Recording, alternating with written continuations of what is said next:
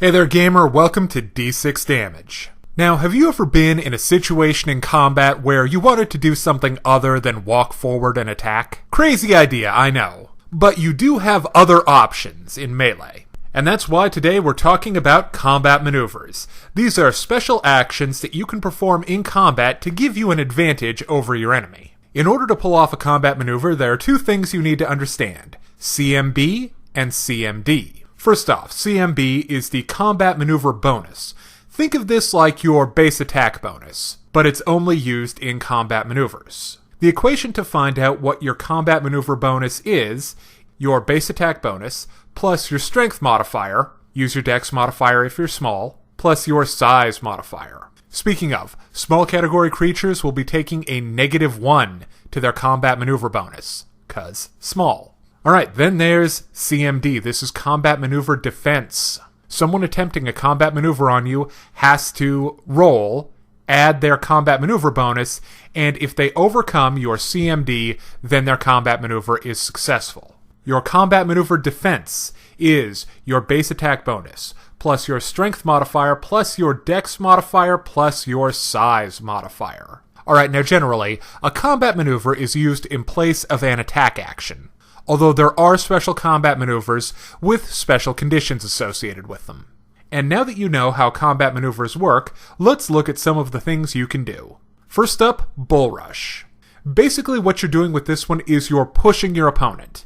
You can choose to just push them, or you can travel with them as you push them. Remember, you can only bull rush an opponent who is no larger than one size category bigger than you. So, if you're a medium category creature, you can only push a large category creature, not a huge one, and certainly not a colossal one. Okay, so for this one, the amount of distance that you push your opponent is dependent on how much you exceed their combat maneuver defense by. For every 5 that you exceed their CMD, you push them an additional 5 feet. Now, there are feats that can make Bull Rush better, such as Improved Bull Rush. This gives you a +2 to Bull Rush, and when you're attempting a Bull Rush, normally you provoke an attack of opportunity, not so with Improved Bull Rush. Now, if you take a Greater Bull Rush, this requires a base attack bonus of +6. Not only do you get an additional +2, which stacks with the previous +2 that you got from Improved Bull Rush, your enemies now provoke attacks of opportunity when they're moved. In order to get to these two feats, you need to have Power Attack.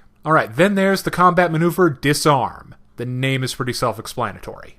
If you are attempting to disarm an opponent while unarmed yourself, you take a -4 penalty. Although you can get a +2 bonus if you're using a weapon that has the disarm feature. I highly recommend the Heavy Flail or the 7-branch sword for this combat maneuver. If your combat maneuver roll fails by 10, you drop your own weapon. Now you have a couple of nice feat options to make this better for you. This gives you a +2 bonus to disarm attempts and no attacks of opportunity.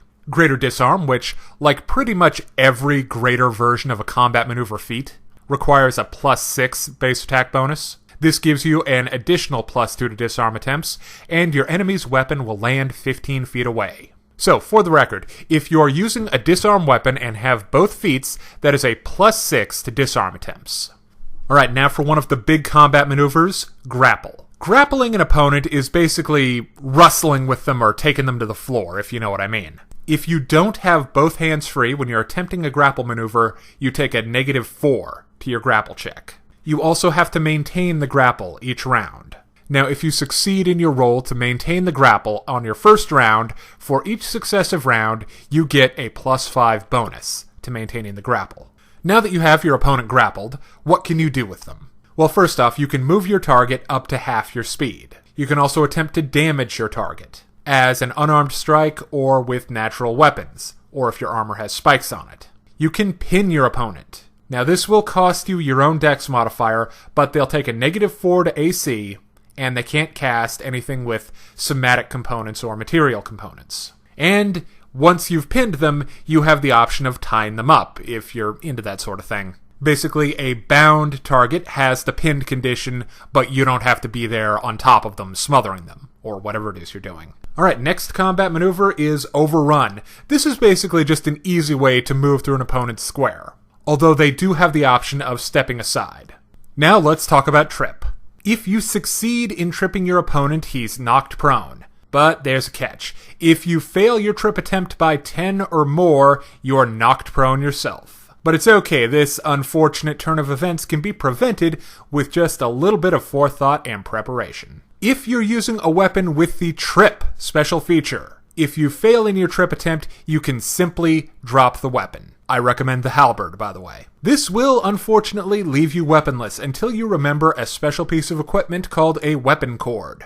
This complicated device is a leather strap which attaches the weapon to your wrist. You can then recover your weapon as a swift action, and thus the problem is solved. The feats associated with this combat maneuver are improved trip. This gives you a +2 on your trip attempts. You don't provoke attacks of opportunity when attempting to trip, and you get a +2 to resist being tripped yourself. And then there's greater trip. This gives you another +2 to trip combat maneuvers. And after you trip an opponent, this tripping action, I guess, means that they provoke attacks of opportunity, which is pretty great. In order to get these two feats, you need combat expertise. Now here's a personal favorite combat maneuver of mine, Sunder. Basically, this is when you attempt to damage an item held or worn by your enemy. Remember, natural weapons and natural armor cannot be sundered. If your damage exceeds the item's hardness, the item takes damage to its HP. If the item is at half HP, it has the broken condition. And if the item is at 0 HP, it's destroyed. By the way, adamantine weapons are great for sundering because they ignore item hardness up to 20. So basically, if you have an item with like 17 hardness, nope, doesn't even apply. Adamantine just cuts right through it like it's not even there. Although if it has 21 hardness, you still have to get through that with your damage. Some feats to consider if you're interested in sundering. Improved Sunder, you get a +2 to Sunder attempts, and you don't provoke attacks of opportunity. And Greater Sunder, an additional +2, and if you do destroy the weapon or piece of armor, the additional damage you do is transferred to the enemy. This is another set of feats which require power attack. Then there's Feint. This one is invaluable for rogues. As a standard action, you make a bluff check. This check is equal to 10, plus your enemy's BAB, plus their wisdom modifier. Or their sense motive plus 10, whichever one is higher. If you succeed, the enemy is denied their dex modifier. Basically, this sets you up for cool things like sneak attack. Now with improved feint, you can feint as a move action. So once you get into melee combat with an enemy, you can then feint and sneak attack. Greater feint is really awesome, because if you're successful, your enemy is denied their dex modifier for 1 round. This is basically a way to keep an opponent flat-footed throughout an entire fight. Now these two feats, like the feats for Disarm, require combat expertise. Another really fun combat maneuver is Dirty Trick. Basically, this lets you use some interesting debuffs. With Dirty Trick, you can blind, dazzle, deafen, entangle, shaken, or sicken an enemy for 1 round. Flavor-wise, they basically say you've pulled your enemy's pants down, you've tossed sand in their face, or you've punched them in the gut or whatever. With the improved Dirty Trick feat, you get a +2 to Dirty Tricks, and you don't take attacks of opportunity. With the greater Dirty Trick feat, the period for which your enemy is disabled lasts for 1d4 rounds. Then there's Drag. Basically, this is a backwards bull rush, where you're pulling your enemy with you rather than shoving them forward. Finally, there's Steal. As a standard action, you can take any item carried on your enemy's person, but not concealed in a backpack. Then there are items like swords and scabbards, or any item which is physically attached to an opponent. The DC for stealing those is increased by 5. By the way, stealing is a great way to take certain magical items like amulets or something like that, which gives your opponent a bonus. The improved Steal feat gives you a +2 to steal attempts, and you don't take attacks of opportunity. And Greater Steal means that your enemies don't notice that you've taken something until after combat, if they survive. Honestly, that doesn't happen to me very often, so, Now that you know some of the awesome things you can do in combat other than attacking, what are the classes which can best utilize combat maneuvers? Now, because of how the combat maneuver bonus works, that's BAB plus strength mod, plus size mod, certain classes are going to be better at this than others. Anything with the highest base attack bonus, that's fighters, paladins, rangers, and barbarians, are going to be better at combat maneuvers than others. Now, there is a feat called Agile Maneuvers, which allows you to add your Dex modifier instead of your Strength modifier. So if you want to play something like a duelist